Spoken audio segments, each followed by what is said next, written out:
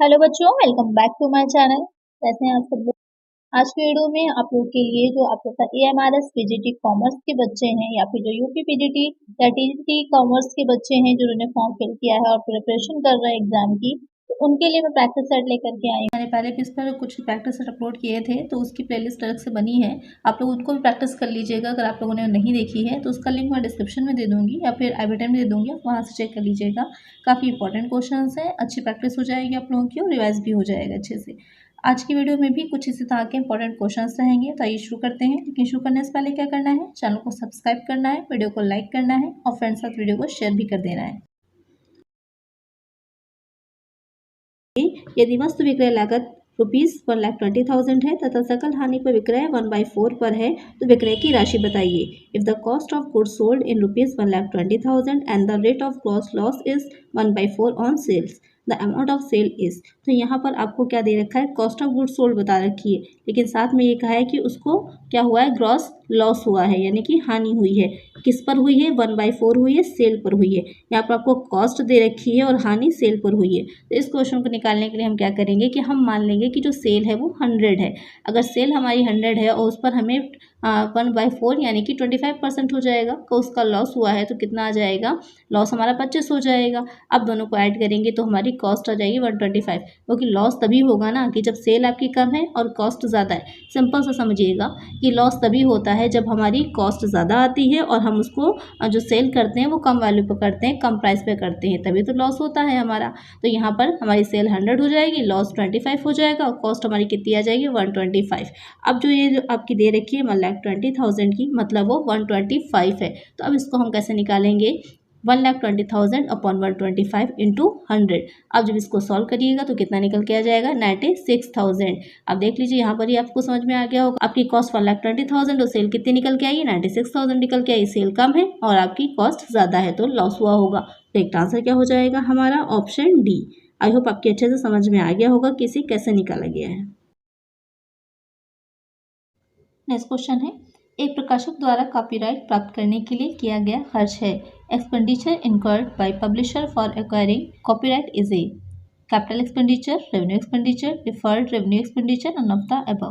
Question पूछ रहा है कि जो एक पब्लिशर होता है उसके द्वारा जो कॉपीराइट लिया गया है, तो उस पर जो एक्सपेंसेस किए गए हैं, जो कॉपीराइट लेने के लिए, कराने के लिए जो एक्सपेंसेस उसने किए हैं, वो किस तरह के हैं। पूंजीगत व्यय हैं, आयगत व्यय हैं, विलंबित आयगत व्यय हैं, या फिर उनमें से कोई नहीं है।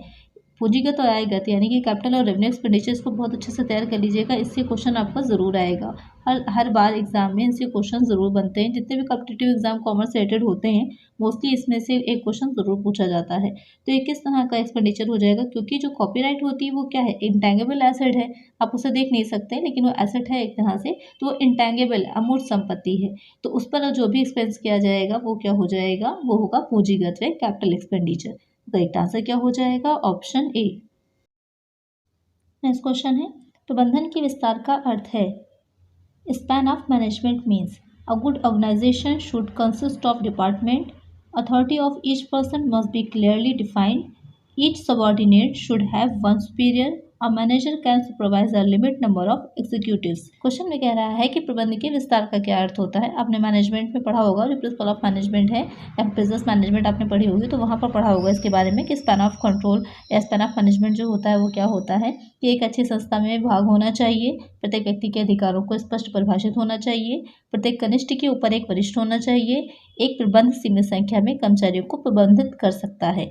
तो यहाँ पर प्रबंध के विस्तार का मतलब ये होता है कि जो प्रबंध हो, जो मैनेजमेंट हो, उसका नियंत्रण, उसका कंट्रोल वहीं तक फैला हो जहाँ तक वो आसानी से उन पर कंट्रोल कर सके, उनको देखरेख कर सके, उनको सुपरवाइज कर सके, जिससे कि वो बाकी चीज़ों जो इम्पोर्टेंट है वहाँ पर उसका निर्णय ले सके, उनकी तरफ ध्यान दे सके। इसलिए वो लिमिटेड उस क्षेत्र में ही या लिमिटेड कर्मचारियों तक ही उसका कंट्रोल होना चाहिए। यहाँ पर जो करेक्ट आंसर होगा वो हो जाएगा कि एक प्रबंध सीमित संख्या में कर्मचारियों को प्रबंधित कर सकता है। एक आंसर हो जाएगा ऑप्शन डी। नेक्स्ट क्वेश्चन है, रूढ़िवादिता के सिद्धांत के अंतर्गत स्टॉक का मूल्यांकन किया जाएगा। According to convention of conservation, the stock in trade is valued at market price, cost price, market price और cost price which ever is less, market price और cost price which ever is more. Question में पूछ रहा है कि जो आपने पढ़े होंगे फाइनेंशियल अकाउंटिंग में कई तरह के सिद्धांत दे रखे थे, तो सब में अलग अलग चीज़ें थी कि कहीं कुछ सिद्धांत जो रूढ़िवादिता था ऐतिहासिक लागत के आधार पे था, कई तरह के सिद्धांत दे रखे थे। तो उसी में जो रूढ़िवादिता का सिद्धांत है उसमें हम जो जो उसमें स्टॉक होता है उसकी वैल्यू हम किस मूल्य पर निकालते हैं, तो वहाँ पर जो मार्केट प्राइस है और जो कॉस्ट प्राइस दोनों में जो कम होता है उसके बेस पर हम उसकी वैल्यू को निकालते हैं। तो करेक्ट आंसर हो जाएगा ऑप्शन सी। नेक्स्ट क्वेश्चन है समविच्छेद बिंदु वह बिंदु है जहां पर the break even point is the point at which there is no profit no loss, contribution margin is equal to total fixed cost, total revenue is equal to total cost, all of the above. Question में पूछ रहा है आपसे कि जो समविच्छेद बिंदु होता है वो क्या होता है या किस पॉइंट पर होता है।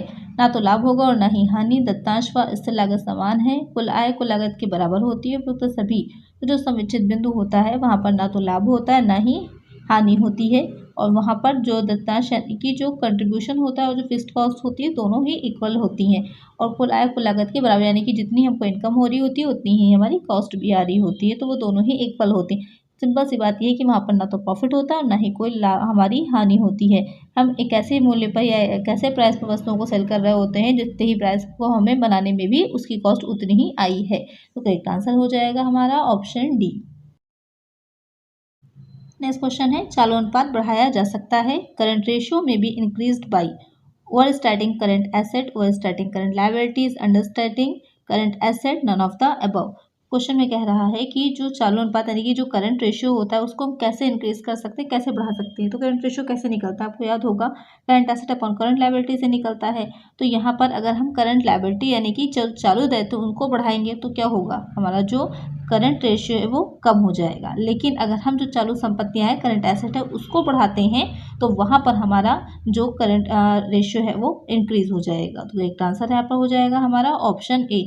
एग्जाम्पल की तरह समझ लीजिए, जैसे कि अगर हमारी 2 लाख की करंट एसेट है और 1 लाख की हमारी करंट लायबिलिटी है। अब इसको अगर हम सॉल्व करेंगे तो कितना आएगा, 2:1 आ जाएगा। लेकिन अगर हम यहीं पर अगर हमारी जो करंट एसेट है उसको बढ़ाकर हम 4 लाख कर दें और हमारी करंट लायबिलिटी 1 लाख रह जाए तो अब हमारा कितना हो गया, 4:1 हो जाएगा। तो क्या हुआ, हमारी करंट एसेट को बढ़ाने पर ही जो रेशियो था वो बढ़ा। यहाँ पर करेक्ट आंसर है ऑप्शन ए।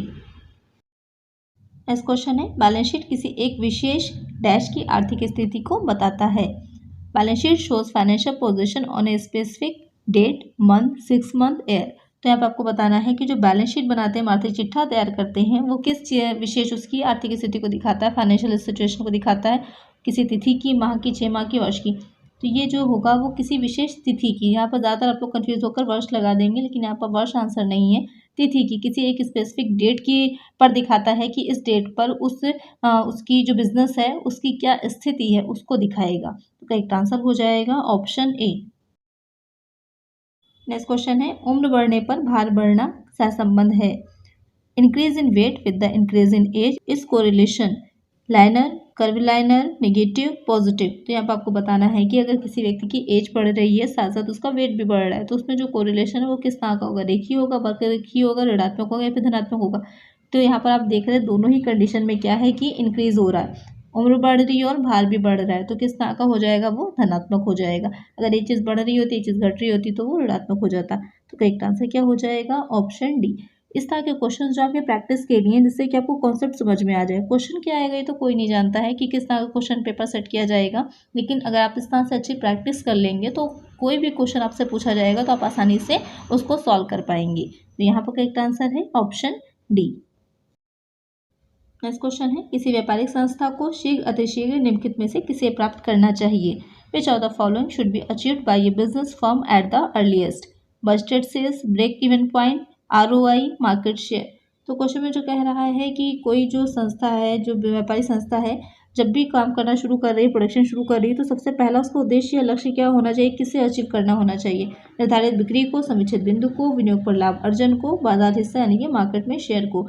सबसे पहला उसका एम ये होना चाहिए, क्योंकि आपने पढ़ा होगा प्रोडक्ट लाइफ साइकिल, किसी वस्तु का जो जीवन चक्र होता है, तो जब इंट्रोडक्शन उसमें पीरियड में होती है कोई वस्तु, यानी कि जब इंट्रोड्यूस कर रहे होते हैं आप उस वस्तु को मार्केट को, तो वहाँ पर इंपॉर्टेंट होता है कि आपने जितनी आप कॉस्ट लगाई है, लागत लगाई, उतना आपको वापस भी मिल जाए, यानी कि कॉस्ट और सेल इक्वल होगा चलेगा, आपको लॉस नहीं होना चाहिए, क्योंकि स्टार्टिंग में है, अभी आपके पास बहुत से एक्सपेंसेस होते हैं, मांग डिमांड इतनी बनी नहीं होती है मार्केट में, तो वहाँ पर ये पहला एम होता है कि जितना हमने लगाया है अपने पास से उतना ही हमको वापस मिल भी जाए।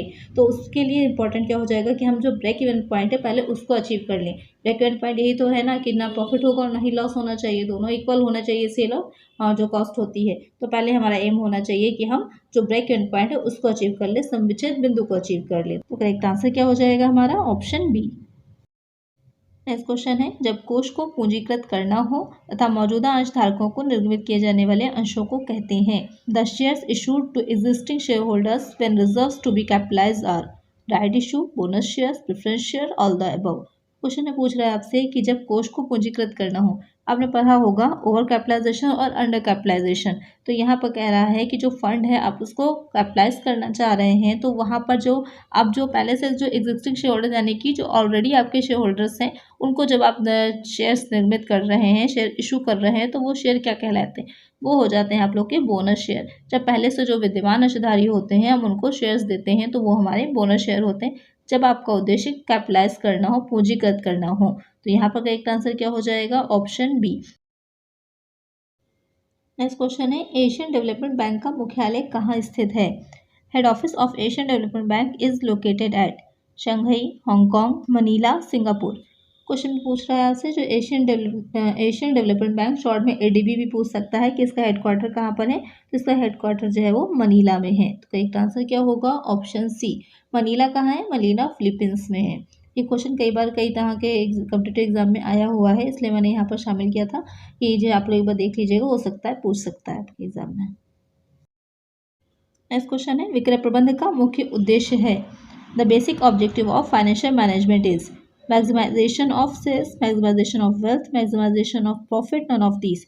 तो क्वेश्चन में कह रहा है कि जो वित्तीय प्रबंध होता है, फाइनेंशियल मैनेजमेंट किया जाता है, उसका मेन ऑब्जेक्टिव क्या होता है? विक्रय को अधिकतम करना, संपदा के मूल्य को अधिकतम करना, लाभों को अधिकतम करना, इनमें से कोई नहीं। तो उसका जो मेन ऑब्जेक्टिव होता है वो हो जाएगा संपदा के मूल्य को अधिकतम करना। यहाँ पर क्या कहने का मतलब होगा कि जो भी उसकी वेल्थ है उसको ज़्यादा से ज़्यादा बढ़ाया जा सके, क्योंकि जब वेल्थ बढ़ेगी तो साथ साथ प्रॉफिट से सारी चीज़ें ऑटोमेटिक ही इंक्रीज होंगी। तो करेक्ट आंसर क्या होगा? Option B. नेक्स्ट क्वेश्चन है, मूल लागत एवं कारखाना परिव्ययों के योग को निम्न में से किस रूप में जाना जाता है? Price cost plus work overhead is known as factory cost, cost of production, total cost, none of these.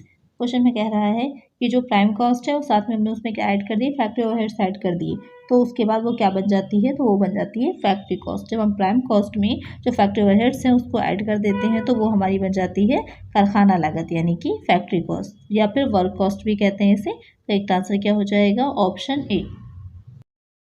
Next question है, मूल्यांकन की निम्न पद्धतियों में से कौन सी पद्धति के अनुसार निर्गमन चालू आर्थिक मूल्यों से संबद्ध होते हैं? According to which of the following methods of pricing issue are close to current economic values? LIFO method, HIFO method, weighted average price method. तो यहाँ पर कौन सी ऐसा मेथड होता है जिसमें कि जो निर्गमन होता है, इशू किया जाता है स्टॉक को करंट वैल्यूज पे किया जाता है, करंट प्राइसेस पे किया जाता है, तो वो आपको हो जाएगा लीफो मेथड जो होगा लास्ट एंड फर्स्ट आउट, यानी कि जो सबसे लास्ट में आता है उसे सबसे पहले ही निर्गमित कर दिया जाता है, इशू कर दिया जाता है। तो एक आंसर क्या हो जाएगा? Option A. नेक्स्ट क्वेश्चन है, वित्तीय विवरण का अल्पकालीन विश्लेषण मुख्य रूप से संबंधित होता है। The short term analysis of financial statement in mainly concern with the working capital analysis, stability of concern, earning potentiality of the concern, prospect of concern। तो क्वेश्चन में पूछ रहा है कि जो फाइनेंशियल स्टेटमेंट होते हैं, तो जो शॉर्ट टर्म हम करते हैं एनालिसिस उनका, तो किस लिए करते हैं, किस चीज़ से रिलेटेड होता है वो? तो हो जाता है कार्यशील पूंजी के विश्लेषण से, क्योंकि जो वर्किंग कैपिटल होती है बिजनेस को रन करने के लिए हमको वर्किंग कैपिटल की ज़रूरत होती है, कि जो कच्ची सामग्री है जैसे आप रॉ मटेरियल कहते हैं, या जो वेजेस होती हैं, में जो प्राइम कॉस्ट आती है उसको रन करने के लिए, कि जी किसी भी वस्तु को बनाने के लिए आपको जो चीज़ों की ज़रूरत है, बहुत ज़्यादा इंपॉर्टेंट है जो चीज़ें, और बार बार उसका स्टॉक आता रहेगा, तो उनके लिए रन करने के लिए आपको वर्किंग कैपिटल चाहिए होती है। कार्यशील पूंजी का नाम से ही क्लियर हो रहा है, कार्यशील पूंजी वर्किंग कैपिटल चाहिए होती है। तो इसके अल्पकालीन जो विश्लेषण किया जाता है वो कार्यशील पूंजी विश्लेषण से संबंधित होगा। तो एक आंसर क्या हो जाएगा? Option A. जब हम वर्किंग कैपिटल की बात कर रहे होते तो वहाँ पर मेनली हम किसकी बात करते हैं? करंट एसेट और करंट लायबिलिटी की बात करते हैं। नेक्स्ट क्वेश्चन है, जब स्थिर लागत 10,000 रुपये है एवं लाभ मात्रा अनुपात 20% है तो समुचित बिंदु होगा। When fixed cost is ₹10,000 and PV ratio is 20%, then break even point will be question आपसे पूछ रहा है कि अगर स्थिर लागत जो है वो 10,000 यानी फिक्स्ड कॉस्ट 10,000 हो गई और जो पीवी रेशियो था वो 20% है, बीपी निकालना है तो क्या करेंगे, उसका फॉर्मूला रख दीजिए। तो क्या हो जाएगा, जो बीपी निकाला है तो उसका formula fixed cost upon PV ratio 10,000 upon 20 into 100 solve कर देंगे, कितना आ जाएगा 50,000 आ जाएगा। यही हमारा आंसर हो जाएगा। तो एक आंसर क्या होगा, ऑप्शन सी। नेक्स्ट क्वेश्चन है, एक बजट जो अनुमानित लाभ हानि खाते एवं सभी क्रियात्मक बजटों का सारांश प्रदान करता है के रूप में जाना जाता है। A budget that gives a summary of all the functional budget and projected profit and loss account is known as capital budget, sales budget, master budget, flexible budget. Question में पूछ रहा है कि कोई इस तरह का बजट है जो कि कितना प्रॉफिट होगा या लॉस होगा उससे अकाउंट से रिलेटेड, या फिर जो फंक्शनल बजट होते हैं जितने भी, उन सब का एक सारांश, एक समरी की तरह होता है, तो वो बजट हो जाएगा आपका मास्टर बजट। तो करेक्ट आंसर क्या होगा, ऑप्शन सी। नेक्स्ट क्वेश्चन है, भारारोपण किया जा सकता है, delegation can be done of authority, responsibility, accountability, none of this. Question में कह रहा है जो डेलीगेशन होता है वो किसका किया जा सकता है, तो आप अधिकार को तो दूसरे पर डाल सकते हैं, किसी भी चीज़ का अधिकार आप दूसरे व्यक्ति को दे सकते हैं कि हाँ वो ये कार्य कर सकता है किसी कार्य को, लेकिन आप उत्तरदायित्व को नहीं डाल सकते। किसी कार्य को अगर करने की रिस्पॉन्सिबिलिटी आपकी है तो उसे आपको ही करना है और उसकी जवाबदेही भी आपको ही करनी होगी। तो आप किसी दूसरे पर नहीं डाल सकते हैं कि आप कोई कार्य दिया गया, तो कोई काम दिया गया तो आपने अगर उसे नहीं किया तो आप दूसरे व्यक्ति से कहें कि आप बताइए कि आपने क्यों नहीं किया, तो आप ऐसा नहीं कर सकते। आपकी रिस्पॉन्सिबिलिटी थी, आपकी ड्यूटी थी, तो आपको ही उसे करना है, और अगर आपने नहीं किया है तो उसके लिए जवाब भी आपको ही देना होगा। लेकिन अधिकार जो होगा उसको हम दूसरे व्यक्ति को ट्रांसफर कर सकते हैं। तो भारारोपण किसका किया जाएगा, डेलीगेशन हो सकता है अथॉरिटीज़ का, अधिकार का। तो एक आंसर क्या हो जाएगा, ऑप्शन ए। ये क्वेश्चन बहुत बार आया हुआ है, कई तरह के अलग अलग कॉम्पिटिटिव एग्जाम में पूछा गया, काफ़ी कन्फ्यूजन वाला होता है। तो यहाँ पर करेक्ट आंसर है ऑप्शन ए।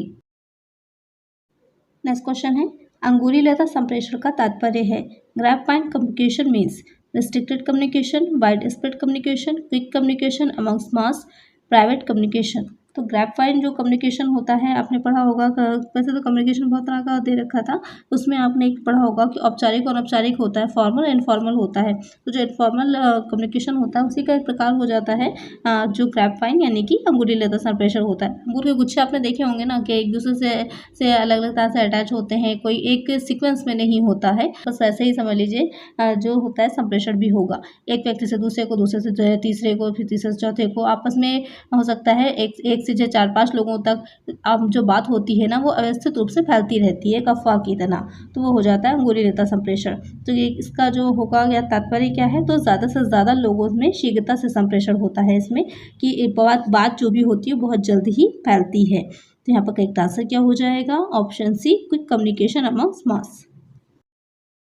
नेक्स्ट क्वेश्चन है, व्यावसायिक अर्थशास्त्र के क्षेत्र में शामिल नहीं है, मांग पूर्वानुमान, मूल्य निर्धारण निर्णय, विनियोग प्रबंधन निर्णय, लाभांश निर्णय। The scope of business economics do not cover demand forecasting, pricing decision, investment appraisal, dividend decision. Question में पूछ रहा है कि जो बिजनेस इकोनॉमिक्स होती है तो उसके क्षेत्र में कौन सी चीज़ें नहीं आती हैं, तो वहाँ पर मांग का पूर्वानुमान भी आएगा, फिर मूल्य निर्धारण के संबंध में जो निर्णय लिए जाते हैं वो भी आएंगे, विनियोग प्रबंधन निर्णय भी आते हैं। कौन नहीं आएगा, लाभांश निर्णय।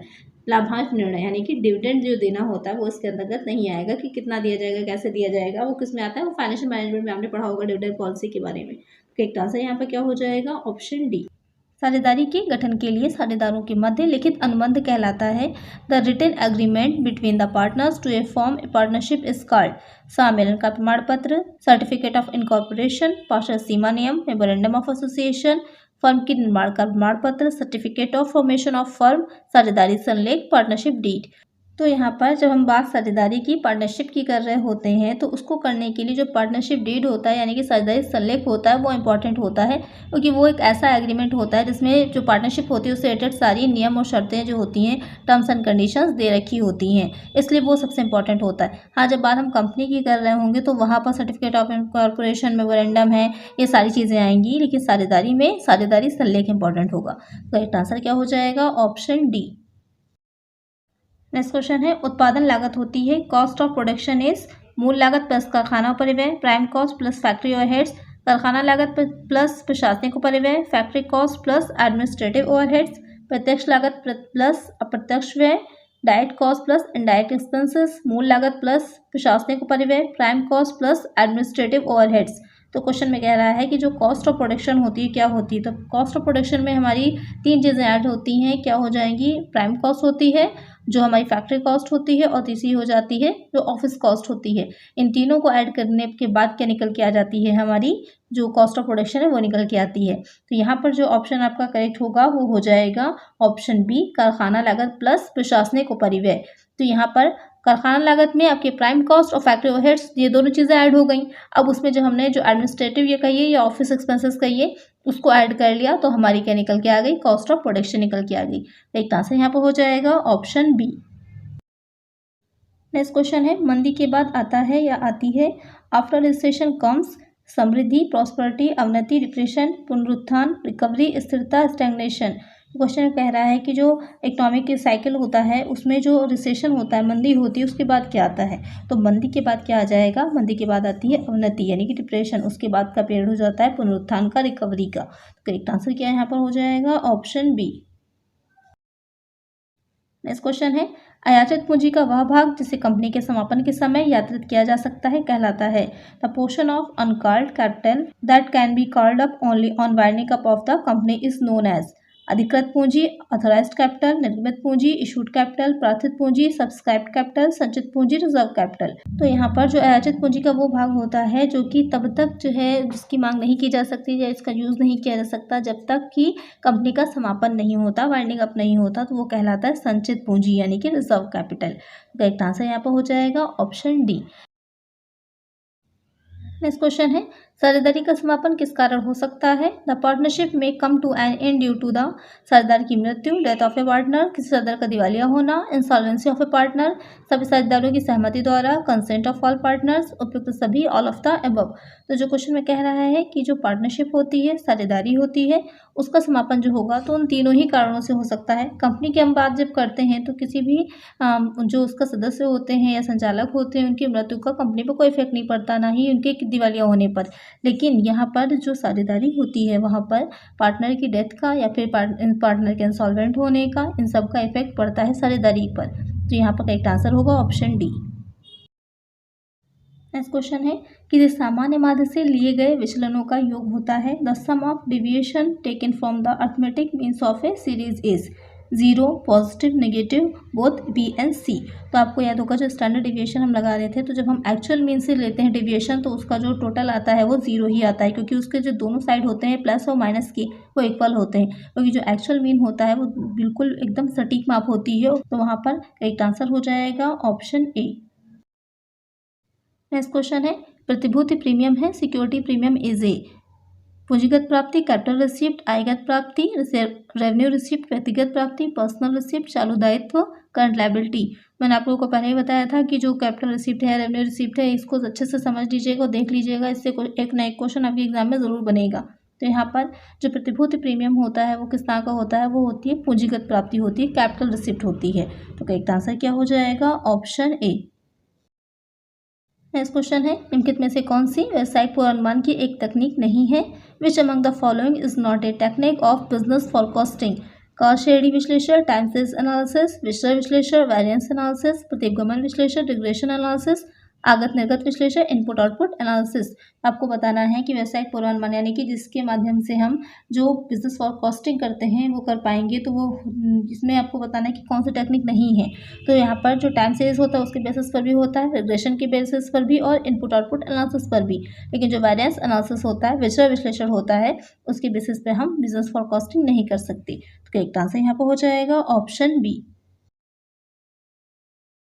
नेक्स्ट क्वेश्चन है, समुचित बिंदु होता है, ब्रेक इवन पॉइंट इज जहाँ कुल आगम लागत के बराबर होती है, where total revenue equals total cost, जहाँ कुल आगम कुल स्थिर लागत के बराबर होती है, where total revenue equals total fixed cost, जहाँ कुल आगम कुल प्रत्यक्षशील लागत के बराबर होती है, where total revenue equals total variable cost, जहाँ कुल आगम कुल लागत से अधिक होती है, where total revenue exceeds the total cost.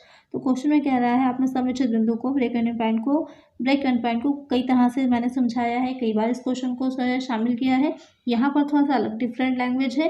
तो क्या होती है, जो समुचित बिंदु होता है वो कुल आगम कुल लागत के बराबर होती है यहाँ पर, यानी कि जितनी टोटल रेवेन्यू होती है और टोटल कॉस्ट क्या होती है, दोनों ही इक्वल होती है, सेल और कॉस्ट बराबर होती है। यहाँ पर जो सेल की जगह पर रेवेन्यू वर्ड का यूज़ किया गया है। तो करेक्ट आंसर क्या हो जाएगा, ऑप्शन ए। नेक्स्ट क्वेश्चन है, एक निजी कंपनी में सदस्यों की अधिकतम संख्या हो सकती है। The maximum number of members in A private limited company can be 20, 50, 200 unlimited. तो यहाँ पर बात हो रही है एक निजी कंपनी की। अगर हम बात करते हैं प्राइवेट कंपनी की तो वहाँ पर अनलिमिटेड होती है, अधिकतम संख्या की बात हो रही है, लेकिन यहाँ पर बात हो रही है प्राइवेट कंपनी की। तो प्राइवेट कंपनी में जो अधिकतम संख्या है वो 200 है। जो कंपनीज एक्ट 2013 है उसके अकॉर्डिंग इसको बढ़ा दिया गया है। पहले की अपेक्षा पहले 50 थी लेकिन अब 200 हो गई है। करेक्ट आंसर यहाँ पर हो जाएगा ऑप्शन सी। नेक्स्ट क्वेश्चन है, द्विज चतुर्थक को कहा जाता है। Second quartile is called mean, median, mode, none of the above. Question में कह रहा है जो सेकंड क्वार्टाइल होता है, तो आपने Q1, Q2 और Q3 निकाला है, तीन तरह के। जो Q2 होता है और वो उसकी वैल्यू और जो मीडियन हम निकालते हैं उसकी वैल्यू दोनों बराबर ही होती है, इक्वल होती है। तो यहाँ पर सेकंड क्वार्टाइल किसे कहा जाएगा? मीडियन को। करेक्ट आंसर हो जाएगा ऑप्शन बी। नेक्स्ट क्वेश्चन है, किए गए वास्तविक व्ययों से लागत का निर्धारण कहलाता है। Determination of cost from actual expenses incurred is termed as प्रत्यक्ष लागत लेखांकन, डायरेक्ट कॉस्टिंग, अप्रत्यक्ष लागत लेखांकन, इनडायरेक्ट कॉस्टिंग, ऐतिहासिक लागत लेखांकन, हिस्टोरिकल कॉस्टिंग, मानक लागत लेखांकन, स्टैंडर्ड कॉस्टिंग। तो यहाँ पर क्वेश्चन में जो कह रहा है कि जो वास्तविक व्यय होते हैं उससे लागतों का जब निर्धारण करते हैं तो वो हो जाती है हमारी ऐतिहासिक लागत लेखांकन यानी कि हिस्टोरिकल कॉस्टिंग। क्योंकि हिस्ट्री जो की बात हो रही है तो जो हमारे व्यय हो चुके होंगे वही व्यय तो हम लिखे होंगे वहाँ पर ना, क्योंकि जो एक्चुअल में हम कर चुके होंगे। तो यहाँ पर इसीलिए कहा गया है कि ऐतिहासिक लागत लेखांकन जो होता है वो वास्तविक व्यय से संबंधित होता है। करेक्ट आंसर हो जाएगा ऑप्शन सी। नेक्स्ट क्वेश्चन है, अधिकार अंश का आशय है वे अंश जो राइट शेयर्स मीन्स दो शेयर्स विचार निर्देशकों को निर्गत किए गए हों, इशू टू डायरेक्टर्स वर्तमान शेयरधारियों को प्रस्तावित किए गए हों, offer to existing share holders वर्तमान ऋणपत्रधारियों को प्रस्तावित किए गए हों, offer to existing debenture holders company के लेनदारों को निर्गत किए गए हों, issue to creditors of the company. तो अधिकार अंश अपने अंशों के बारे में पढ़ा होगा। वैसे तो दो तरह के होते हैं, प्रेफरेंस शेयर कैपिटल और इक्विटी शेयर कैपिटल। तो यहाँ पर जो अधिकार अंश होते हैं वो किस तरह के अंश होंगे कि जो पहले से ही विद्यमान अंशधारी होते हैं उनको ही निर्गत किए जाते हैं, नए अंशधारियों को नहीं। तो करेक्ट आंसर यहाँ पर क्या हो जाएगा? Option B, offer to existing share holders. Next question है, किसी सामान्य उद्देश्य की पूर्ति के लिए की जाने वाली विभिन्न क्रियाओं में सामंजस्य स्थापित करने तथा तालमेल बनाए रखने के उद्देश्य से सामूहिक प्रयत्नों में व्यवस्था करने को कहा जाता है। An orderly arrangement of group effort to provide unity of action in the pursuit of common goals is called direction, coordination, control, decision making. Question में क्या कह रहा है कि किसी एक गोल के लिए जो कि सबका समान होगा की पूर्ति के लिए जो जितने भी लोग काम कर रहे हैं उन सबकी आपस की क्रियाओं में एक सामंजस्य बना करके सामूहिक प्रयत्नों यानी कि जो है एक ग्रुप एफर्ट के साथ किसी काम को किया जा रहा है, तो इस तरह की व्यवस्था क्या कहलाती है? तो ये आपको पता ही होगा, ये हो जाता है कोऑर्डिनेशन, समन्वय। जब कई व्यक्ति किसी ऑर्गेनाइजेशन की अगर हम बात करते हैं तो ऑर्गेनाइजेशन क्या है? व्यक्तियों का एक समूह है, तो वो सब मिल करके किसी एक गोल की तरफ जो है चल रहे होते हैं और आपस में एक दूसरे के साथ सामंजस्य स्थापित करके कोऑर्डिनेट करके काम करते हैं, जिससे कि उस जो भी गोल हमने डिसाइड किया होता है प्रबंधकों ने संस्था का, उसे अचीव किया जा सके। तो करेक्ट आंसर हो जाएगा ऑप्शन बी। नेक्स्ट क्वेश्चन है, निम्नलिखित में से कौन सी तटस्थता वक्रों की विशेषता नहीं है? Which among the following is not a property of indifference curves. तटस्थता वक्र एक दूसरे को नहीं काट सकते। Indifference curves can not intersect each other. तटस्थता वक्र का प्रत्येक बिंदु समान संतुष्टि दर्शाता है। Every point of an indifference curve shows equal satisfaction. तटस्थता वक्र सदैव मूल बिंदु की ओर नतोदर होते हैं। Indifference curves are always concave to the origin. तटस्थता वक्र अपने अक्षों को नहीं छूते। Indifference curves do not touch the axis. तो क्वेश्चन में जो पूछ रहा है कि जो तटस्थता वक्र आपने इकोनॉमिक्स में इसके बारे में पढ़ा होगा, तो आपको बताना है इसमें से कौन सी जो होगी उसकी विशेषता नहीं है। तो जो तटस्थता वक्र होते एक दूसरे को नहीं काटते, करेक्ट हो जाएगा। जो तटस्थता वक्र होते हैं प्रत्येक बिंदु समान संतुष्टि दर्शाता है, ये भी करेक्ट है। और तटस्थता वक्र अपने अक्षों को नहीं छूते, ये भी करेक्ट है। गलत क्या हो जाएगा कि सदैव मूल बिंदु की ओर नतोदर होते हैं, नतोदर नहीं होते हैं ये। तो यहाँ पर करेक्ट आंसर क्या हो जाएगा? ऑप्शन सी। नेक्स्ट क्वेश्चन है, परिवर्तनशील साधन की मात्रा बढ़ाने से यदि कुल उत्पादन बढ़ता है तो वह कहलाता है। If total production increases with the increase in variable factor it is called. आपने पढ़े होंगे उत्पत्ति के नियम इकोनॉमिक्स में, तो उसी से रिलेटेड क्वेश्चन है कि उत्पत्ति समता नियम, लॉ ऑफ कांस्टेंट रिटर्न, उत्पत्ति ह्रास नियम, लॉ ऑफ डिमिनिशिंग रिटर्न, उत्पत्ति वृद्धि नियम, लॉ ऑफ इंक्रीजिंग रिटर्न, उत्पत्ति आपूर्ति नियम, law of supply of production. तो क्वेश्चन में क्या कह रहा है कि परिवर्तनशील मात्रा जो साधन है उसकी मात्रा को बढ़ाया जाएगा, तो उससे कुल उत्पादन बढ़ रहा है, तो वो क्या है? तो कुल उत्पादन बढ़ रहा है, मात्रा यानी कि जो वेरिएबल हमारे जो साधन है उसकी अगर जो फैक्टर है वेरिएबल हमारा, उसको अगर हम वृद्धि कर रहे हैं, इंक्रीज कर रहे हैं, तो उससे हमारा कुल प्रोडक्शन भी बढ़ रहा है। तो इसका मतलब वो कौन सा हो जाएगा? उत्पत्ति वृद्धि नियम होगा। 3 होते हैं आपके मेनली, जो इंक्रीजिंग रिटर्न होता है, लॉ ऑफ इंक्रीजिंग रिटर्न, वृद्धि नियम हो जाता है। उसके बाद आ जाता है कांस्टेंट रिटर्न, उसके बाद आ जाता है डिमिनिशिंग रिटर्न, यानी कि जब हम प्रगतिशील साधनों में वृद्धि कर रहे होते हैं तो पहले तो उत्पादन क्या होता है, टोटल प्रोडक्शन बढ़ता है। उसके बाद क्या होता है कि कांस्टेंट हो जाता है, समता पर आ जाता है। उसके बाद क्या होता है, घटना शुरू हो जाता है, ह्रास होने लगता है। तो यहाँ पर जब बढ़ रहा है तो क्या हो जाएगा? उत्पत्ति वृद्धि नियम। करेक्ट आंसर होगा ऑप्शन सी। नेक्स्ट क्वेश्चन है, एक नए साझेदार के प्रवेश पर किसी संपत्ति के मूल्य में हुई वृद्धि को क्रेडिट किया जाता है। On admission of a new partner, increase in the value of an asset is credited to. पुराने साझेदारों के पूंजी खाते में, ओल्ड पार्टनर्स कैपिटल अकाउंट, पुनर्मूल्यांकन खाते में, रिवैल्यूएशन अकाउंट, संपत्ति खाते में, एसेट्स अकाउंट, सभी साझेदारों की पूंजी खाते में, ऑल पार्टनर्स कैपिटल अकाउंट। तो क्वेश्चन में जो कह रहा है कि किसी कोई नया साझेदार है, उसकी एंट्री हो रही है, तो वहाँ पर जितनी भी संपत्ति जो एसेट्स है उसकी जो वैल्यू में वृद्धि होगी, मूल्य वृद्धि होगी, तो उसको हम कहाँ क्रेडिट करेंगे? उसे क्रेडिट किया जाता है रिवैल्यूएशन अकाउंट में, पुनर्मूल्यांकन खाते में। करेक्ट आंसर यहाँ पे क्या हो जाएगा? Option B. नेक्स्ट क्वेश्चन है, किस सैद्धांतिक वितरण के अंतर्गत चतुर्थक विचलन प्रॉफिशन का 2/3 होता है? आपने पढ़ा होगा कि 2/3 है, 4/5 है, किसका कौन होता है? Under which theoretical distribution the quartile deviation is 2/3 of standard deviation. द्विपद वितरण, बायनॉमिनल डिस्ट्रीब्यूशन, प्रसामान्य वितरण, नॉर्मल डिस्ट्रीब्यूशन, पायसन वितरण, या फिर यादृच्छिक वितरण, रैंडम डिस्ट्रीब्यूशन। तो किसके अंतर्गत होता है? तो वो हो जाता है नॉर्मल डिस्ट्रीब्यूशन। जब नॉर्मल डिस्ट्रीब्यूशन है पर सामान्य वितरण होगा तो वहाँ पर जो चतुर्थक विचलन होता है प्राफिचलन का 2/3 होता है। एक आंसर क्या हो जाएगा? Option B. नेक्स्ट क्वेश्चन है, निर्यातकों को पैकिंग क्रेडिट की सुविधा प्रदान की जाती है। Packing credit facility to exporters is provided by भारतीय रिजर्व बैंक द्वारा, रिजर्व बैंक ऑफ इंडिया, भारतीय व्यापारिक बैंकों द्वारा, कमर्शियल बैंक, सहकारी बैंकों द्वारा, कोऑपरेटिव बैंक, निर्यात शाखा एवं गारंटी निगम द्वारा, export credit and guarantee corporation. तो यहाँ पर जो क्वेश्चन में कह रहा है कि जो निर्यातक होते हैं, आपको पता ही होगा इम्पोर्ट एक्सपोर्ट जो होता है, तो यहाँ पर जो एक्सपोर्टर्स होते हैं जो उनको पैकिंग क्रेडिट की फैसिलिटी देता है, तो वो देते हैं जो कमर्शियल बैंक्स होते हैं उनके द्वारा दी जाती है। तो करेक्ट आंसर यहाँ पर हो जाएगा ऑप्शन बी।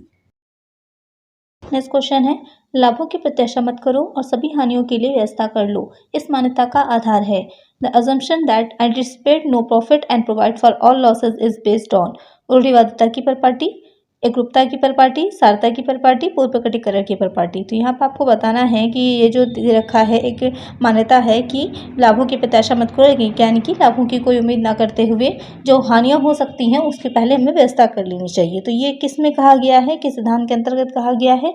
तो ये कहा गया है option A, convention of conservatism के अंतर्गत कहा गया है। तो करेक्ट आंसर क्या हो जाएगा? Option A. नेक्स्ट क्वेश्चन है, एक वर्ष के दौरान देश में उत्पादित वस्तुओं एवं सेवाओं के कुल मूल्य को कहा जाता है। The total value of goods and services produced with in the country during a year is called GDP, GNP, NNP, NDP. तो क्वेश्चन में जो कह रहा है कि एक वर्ष के दौरान जो देश में उत्पादित वस्तुएं सेवाएं हैं तो उसका जो टोटल वैल्यू होती है वो हो जाती है जीडीपी। जीडीपी की फुल फॉर्म क्या हो जाती है? Gross domestic production. Correct answer हो जाएगा ऑप्शन ए। नेक्स्ट क्वेश्चन है, किसी अनुबंध की अनुपस्थिति में एक अवकाश ग्रहण करने वाले साझेदार की फर्म में हिस्सेदारी को शेष साझेदार क्रय करेंगी। In the absence of an agreement, retiring partner share in the firm will be purchased by the remaining partners in the capital ratio, profit sharing ratio, equal ratio, none of the above. यानी कि अगर कोई अनुबंध नहीं किया गया है पहले से, क्योंकि अब अभी आपको मैंने बताया था इससे पहले के क्वेश्चन में पार्टनरशिप डीड होती है, साझेदारी संलेख होता है, लेकिन अगर साझेदारी संलेख नहीं है वहाँ पर अगर कोई साझेदार अवकाश ग्रहण कर रहा है तो उसका जो फर्म में हिस्सा होता है तो बाकी के साझेदार उस हिस्से को किस रेशियो में क्रय करेंगे? तो वो हो जाता है प्रॉफिट शेयरिंग रेशियो। जो भी उनका प्रॉफिट शेयरिंग रेशियो होगा, लाभ विभाजन अनुपात होगा, उस हिस्से में ही वो क्रय करेंगे। तो करेक्ट आंसर होगा ऑप्शन बी। नेक्स्ट क्वेश्चन है, एक नए उत्पाद का परिचय कराने हेतु विज्ञापन पर किया गया भारी प्रारंभिक व्यय वर्गीकृत किया जाता है। Heavy initial expenditure on advertising to introduce a new product is classified as capital expenditure, revenue expenditure, demand liability, deferred revenue expenditure. तो यहाँ पर जो क्वेश्चन में कह रहा है कि जो विज्ञापन में किया जाता है प्रारंभिक व्यय की तरह, तो वो हो जाता है डिफर्ड रेवेन्यू एक्सपेंडिचर, स्थगित आगत व्यय कहलाता है। तो करेक्ट आंसर होगा ऑप्शन डी।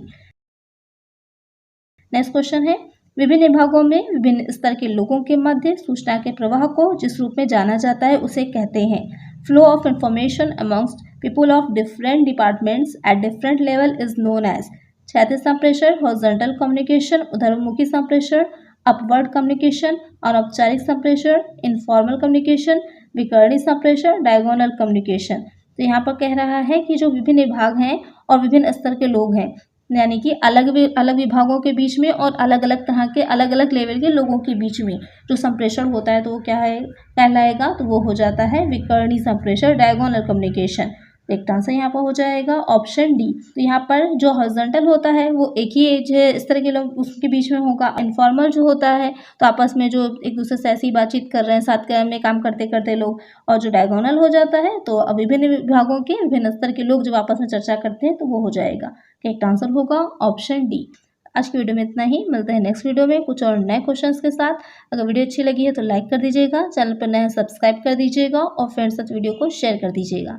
मिलते हैं नेक्स्ट वीडियो में। Thank you.